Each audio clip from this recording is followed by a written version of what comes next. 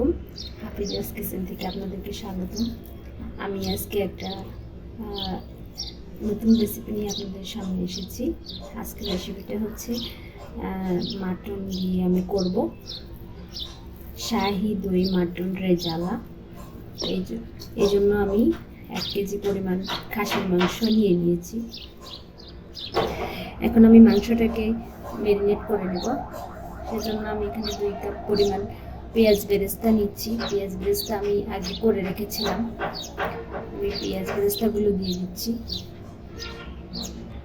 তারপরে দিয়ে দিচ্ছি আদা ও রসুনের পেস্ট, 1 চামচ আদা পেস্ট, 1 চামচ রসুনের পেস্ট। তারপরে দিয়ে দিচ্ছি কাজু বাদাম আর কিশমিশ পেস্ট, এখানে আমি 2 চামচ পরিমাণ নিয়েছি। তারপর দিয়ে দিচ্ছি গোটা একটা তেজপাতা নিয়েছি, গোটা গরম মশলা 2 টুকরা, কয়েকটা লং নিয়েছি, 2 টুকরা 3-4 টুকরা করে নিয়েছি তেজপাতা, আর 2 টুকরা দারচিনি নিয়েছি। তারপরে দিয়ে দিচ্ছি 1 চামচ শুকনো মরিচের গুঁড়া, লাল মরিচের গুঁড়া। তারপরে দিচ্ছি গরম মশলার গুঁড়া 1 চামচ।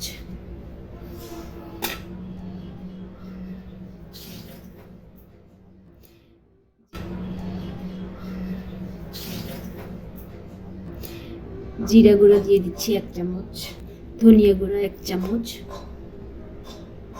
তারপর দিয়ে দিচ্ছি টমেটো সস 1 চামচ পরিমাণ। তারপর দিয়ে দিচ্ছি টক দই, আমি এখানে টক দইটাকে ফেটে নিয়েছি 1 কাপ পরিমাণ। তারপরে দিয়ে দিচ্ছি পরিমাণ মতো লবণ। এবার আমি তেল দিয়ে দিচ্ছি। আমি পেঁয়াজ বেরেস্তা করেছিলাম যে তেলটা দিয়ে, প্রায় 2 কাপ পরিমাণ মতো, সেটা আমি দিয়ে দিচ্ছি। এবার আমি মাংসটাকে ভালো করে হাত দিয়ে মেখে নিচ্ছি, সুন্দর করে মাংসটাকে মেখে নেব। এবং এভাবে মাংসটাকে ম্যারিনেট করে আপনারা চাইলে 10 মিনিট রেখে দিতে পারেন বা আধা ঘন্টা, কিন্তু সময় না থাকলে এভাবেই রান্না করে ফেলবেন, কোনো সমস্যা নেই। যাদের সময় আছে তারা ম্যারিনেট করে রাখবেন আধা ঘন্টা বা 15 মিনিট। আমি যেহেতু এখনই রান্না করবো সেহেতু আমি আর রাখবো না, সাথে সাথেই চুলায় দিয়ে দিব। মাংসটা আমার ম্যারিনেট করা হয়ে গিয়েছে। 10 মিনিট পর আমি আবার চলে আসছি। যে দেখেন,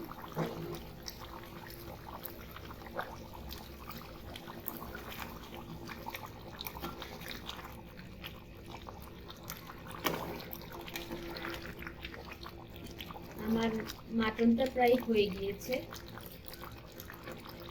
আর বেশিক্ষণ লাগবে না। এ পর্যায়ে আমি 4-5টা কাঁচামরিচ দিয়ে দিচ্ছি, আর আমি একটা রোস্ট মশলা বানিয়ে দিয়ে দিচ্ছি।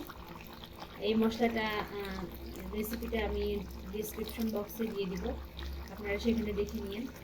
আমি এটা 1 চামচ পরিমাণ দিয়ে দিলাম।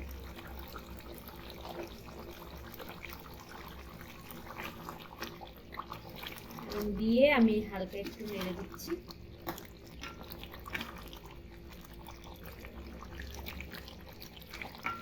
মাংসটা হতে আমার আর 5 মিনিট লাগবে।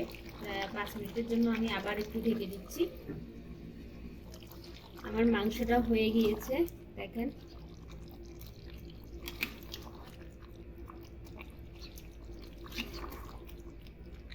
এখন আমি আপনাদেরকে সার্ভ করে দেখাবো।